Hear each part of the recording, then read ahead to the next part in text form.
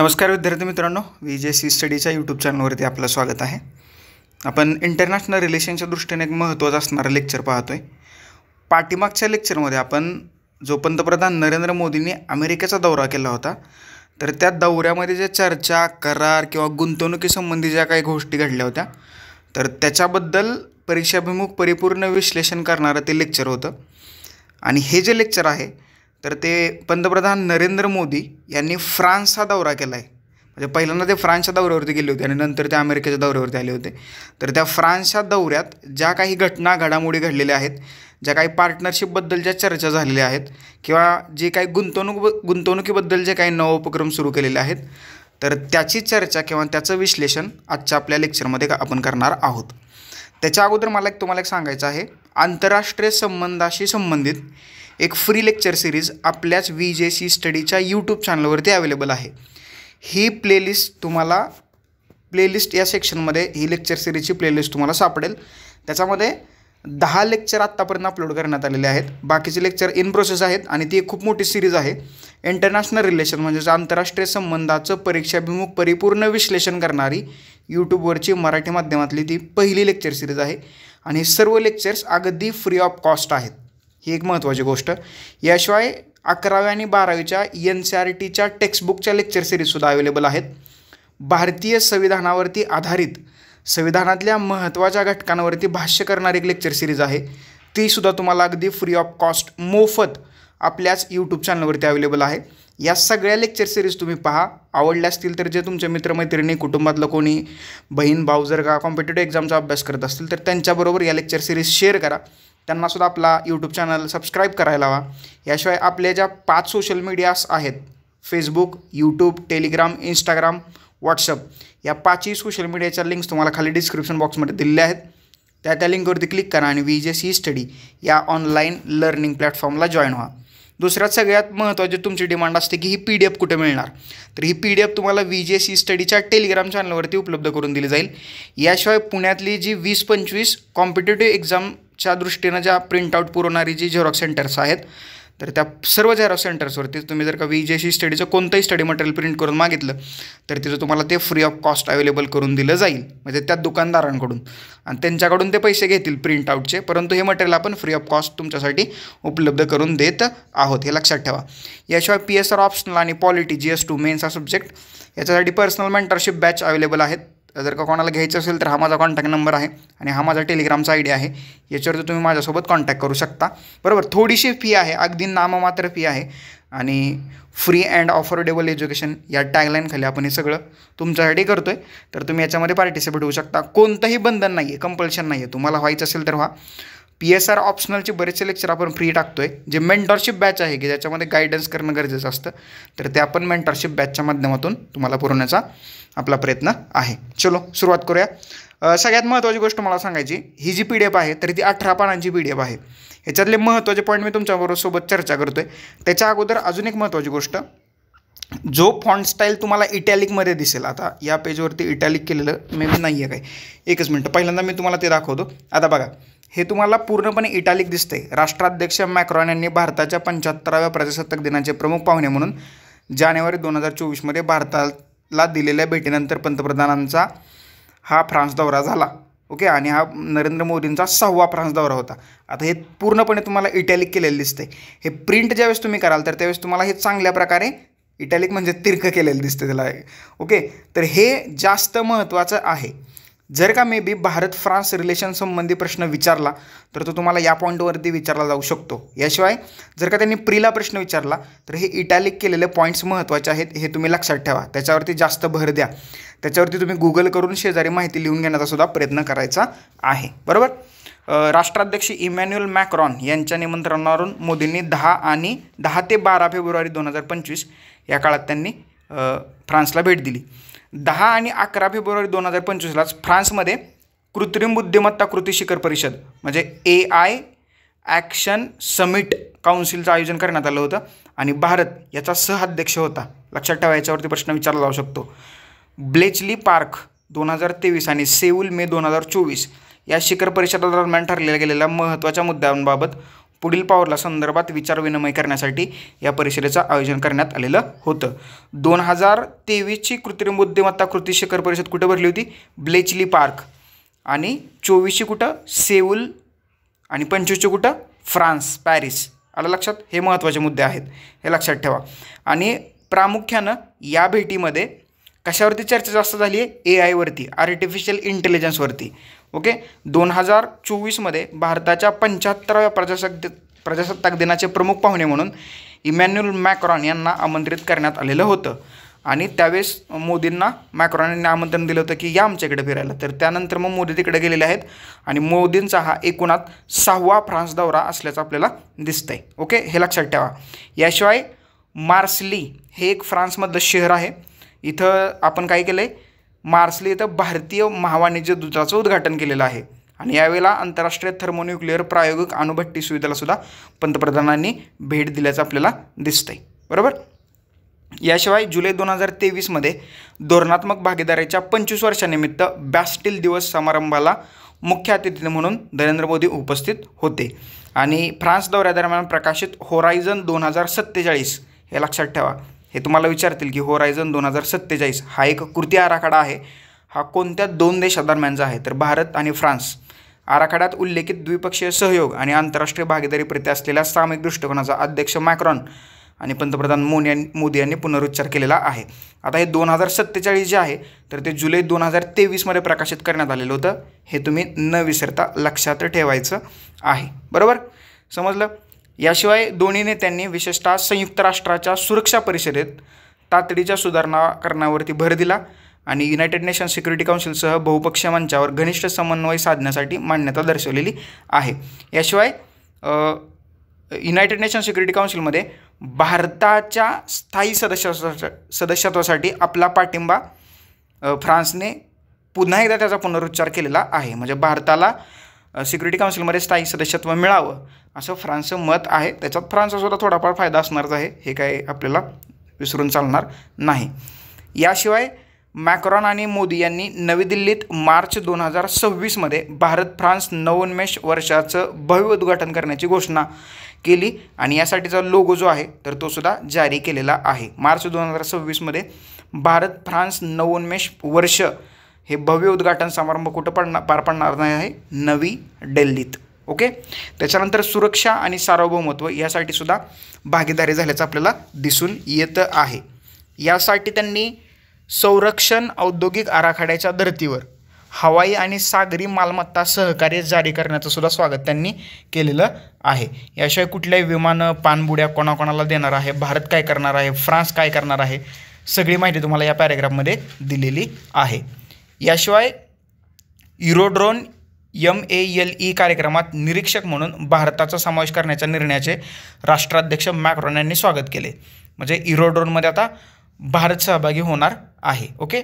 याशिवाय दोन्ही नेत्यांनी सागरी सरावासह सर्व क्षेत्रातल्या नियमित युद्धाभ्यास आणि सागरी गस्ती विमानाद्वारे संयुक्त गस्तींची प्रशंसा केली. French carrier strike group Charles de Gaulle हे लक्षात ठेवा. फ्रेंचचा एक ग्रुप आहे, French carrier strike group Charles de गॉलने भारताला जानेवारी 2025मध्ये दिलेली नुकतीच भेट आणि त्यानंतर फ्रेंच बहुराष्ट्रीय सराव ला पेरोसमध्ये भारतीय नौदलाचा सहभाग आणि त्यानंतर 2025मध्ये होणाऱ्या वरुण अभ्यास याची दखल याने त्यांनी घेतली. बघा, फ्रेंचचा बहुराष्ट्रीय सराव कोणता आहे? ला पेरोस. फ्रेंच आणि भारताचा एक मिलिटरी एक्झरसाइज आहे, त्याचं नाव काय आहे? वरुण अभ्यास. हे लक्षात ठेवा, याच्यावरती प्रिला प्रश्न येतात. याशिवाय पॅरिसमध्ये 5 आणि 6 डिसेंबर 2024मध्ये प्रारंभ झालेला फ्रेंडेक्स फ्रान्स भारत संरक्षण स्टार्टअप सर्वोत्कृष्टचे दोन्ही नेत्यांनी स्वागत केले. होरायझन 2047मध्ये भारत आणि फ्रान्स संरक्षण औद्योगिक आराखड्यानुसार याची आखणी करण्यात आल्याचं आपल्याला दिसतंय. ओके, समजलं. पुढं चला. आता पुढं महत्त्वाच्या गोष्टी तुम्ही वाचून घ्या. बाकीच्या गोष्टी तुम्हाला या PDF मिळतीलच. याशिवाय दिल्लीमध्ये सप्टेंबर 2023मध्ये G20 शिखर परिषदेदरम्यान भारत मध्यपूर्व Europe corridor that is AIMEC सुरू करण्याचं दोन्ही नेत्यांनी स्मरण केलं आणि हा उपक्रम अधिक घनिष्ठतेने काम करण्याला संमती दर्शवली. प्रदेशामध्ये म्हणजे याच प्रदेशामध्ये कुठल्या भारत मध्य पूर्व युरोप कॉरिडॉरमध्ये कनेक्टिव्हिटीला चालना, शाश्वत विकासाचा मार्ग आणि स्वच्छ ऊर्जा उपलब्धता यांचं महत्त्व उभय नेत्यांनी अधोरेखित केल्याचं आपल्याला दिसतंय. आणि मर्सली इथं जे युद्ध स्मारक आहे की जे भारतीय सैनिक लढले होते तर त्यांचं स्मारक आहे, तर त्यालासुद्धा मोदींनी अभिवादन केल्याचं आपल्याला दिसतंय.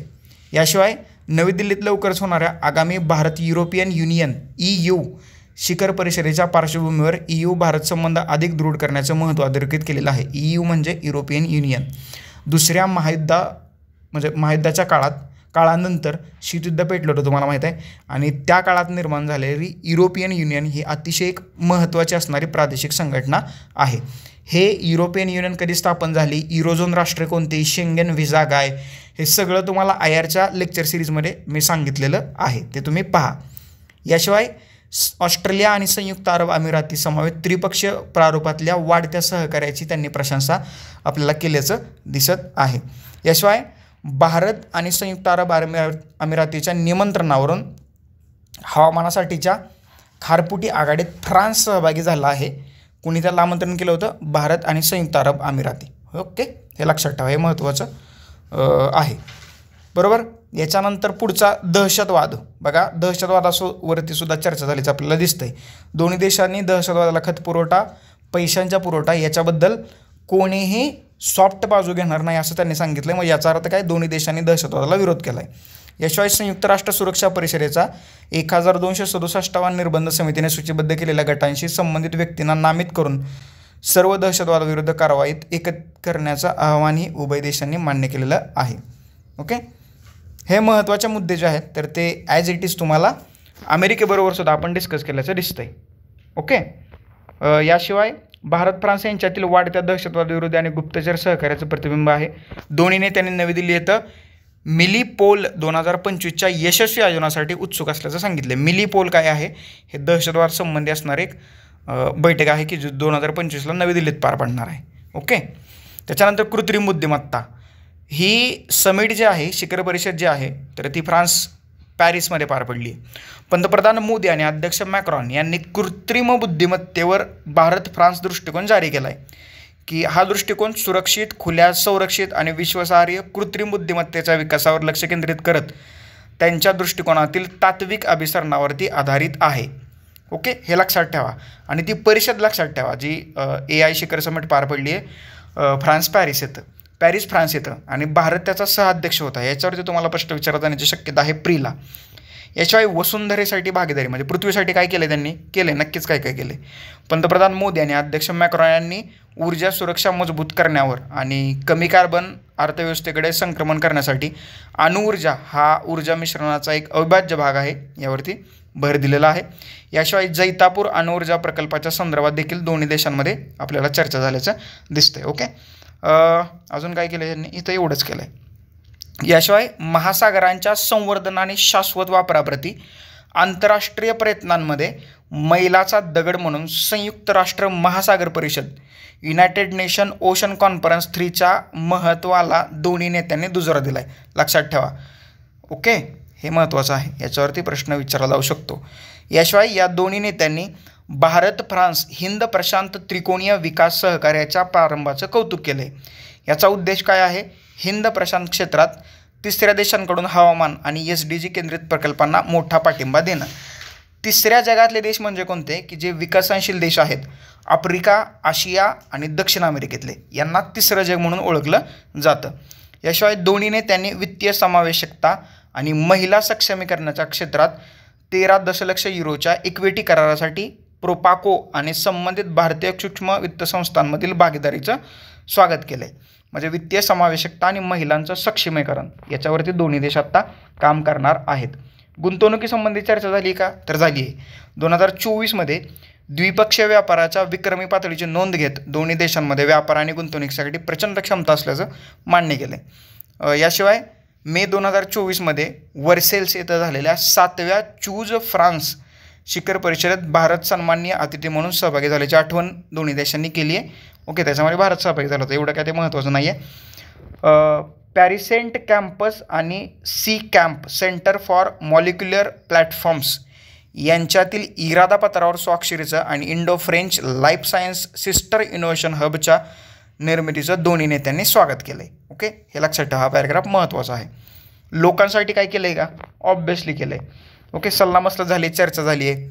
भारत आणि फ्रान्स यांच्यात 1966 झालेल्या पहिल्या सांस्कृतिक कराराचा 60वा वर्धापन दिन. ओके, भारत आणि फ्रान्स यांच्यात 1966 पहिला सांस्कृतिक करार झाला होता. याचा 60वा वर्धापन दिन साजरा करण्यासाठी दोन्ही बाजूंनी 2026 हे नवोन्मेष वर्ष इनोव्हेटिव्ह इयर म्हणून सेलिब्रेट करण्याचं दोन्ही राष्ट्रांनी मान्य केलं आहे.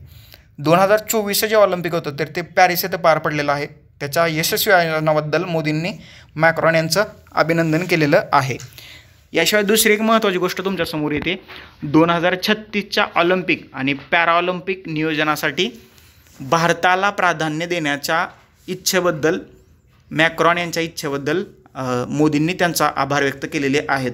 ओके, माझं म्हणजे मोदींना माझं सांगणं आहे की बाबांनो, भारतातल्या प्रश्नांवरती जरा जास्त लक्ष द्या. भारतातसुद्धा लई प्रश्न आहेत. ऑलिम्पिक म्हणजे हे जागतिक पातळीवरती जर का देशाचं नाव रोशन करायचं असेल तर अशा जागतिक खेळांचं आयोजन करणं खरंच चांगलं आहे आणि आपली भारताची मान जगात उंचावेलच. परंतु हे करण्या अगोदर भारतात जे काही चाललं आहे, म्हणजे बेरोजगारी असेल, दारिद्र्य असेल, शिक्षणाचे काही प्रश्न असतील, याच्यावरती सुद्धा काम करणं गरजेचं आहे आणि ते व्हायला पाहिजे असं मला वाटतं. तुम्हाला काय वाटतं खाली कमेंट बॉक्समध्ये सांगा. ओके, याशिवाय 2025 मार्सोली येथं भूमध्य सागरीय मुद्द्यावर केंद्रित रायसिना संवादाच्या प्रादेशिक आवृत्तीच्या शुभारंभाचे दोन्ही नेत्यांनी स्वागत केले. याशिवाय दोन्ही नेत्यांनी सप्टेंबर 2024 आंतरराष्ट्रीय वर्ग योजनेच्या यशस्वी शुभारंभाचं स्वागत केले. आंतरराष्ट्रीय वर्ग योजना म्हणजे काय? इंटरनॅशनल क्लासरूम स्कीम, म्हणजे 2 देशातल्या पोरांना इकडे तिकडे पाठवायचं. ओके, पैसे असणार आहे, ते महत्त्वाचं आहे. याशिवाय दोन्ही नेत्यांनी भारत फ्रान्स स्थलांतर आणि गतिशीलता भागीदारी करार दॅट इज MMPA अंतर्गत युवा व्यावसायिक योजना कार्यान्वित झाल्याचं स्वागत केल्याचं आपल्याला दिसतंय. ओके, समजलं इथपर्यंत? तर हे अशा पद्धतीनं भारत आणि फ्रान्स या 2 देशांमध्ये झालेली चर्चा पंतप्रधान नरेंद्र मोदी आणि पंतप्रधान इमॅन्युअल मॅक्रॉन यांच्याबाबतल्या चर्चेचा हा आढावा घेणारा छोटासा लेक्चर. ओके, जे काय 2 देशांमध्ये चर्चा झाली होती तर ती मी तुमच्यापर्यंत पोहोचवण्याचा प्रयत्न केलेला आहे. हे लेक्चर कसं वाटलं नक्की मला खाली कमेंट बॉक्समध्ये कमेंट करून सांगा. काही डाऊट, क्वेरीज, क्वेश्चन, सजेशन असतील तर त्याही नक्की माझ्यापर्यंत पोहोचवा. ओके, याशिवाय MPSC आणि UPSC 2025 संबंधित अधिकारी आणि महाराष्ट्रातील तज्ज्ञ फॅकल्टीचं मार्गदर्शन, बदललेल्या अभ्यासक्रमावर आधारित परीक्षाभिमुख परिपूर्ण तयारीसाठी फ्री वन स्टॉप सोल्युशन काय आहे? VGS ई-स्टडी हा ऑनलाईन लर्निंग प्लॅटफॉर्म. हा प्लॅटफॉर्म तुम्हाला Facebook, Instagram, WhatsApp, YouTube, Telegram या 5 सोशल मीडियावरती अवेलेबल आहे. या 5ही सोशल मीडियाच्या लिंक्स तुम्हाला खाली डिस्क्रिप्शन बॉक्समध्ये दिलेल्या आहेत. त्या लिंकवरती क्लिक करा आणि VGS ई-स्टडी या ऑनलाईन लर्निंग प्लॅटफॉर्मला जॉईन व्हा. तुर्तास आता आपण इथं थांबूया. Thank you so much. धन्यवाद मित्रांनो. नेक्स्ट लेक्चरमध्ये आपण भेटूयाच.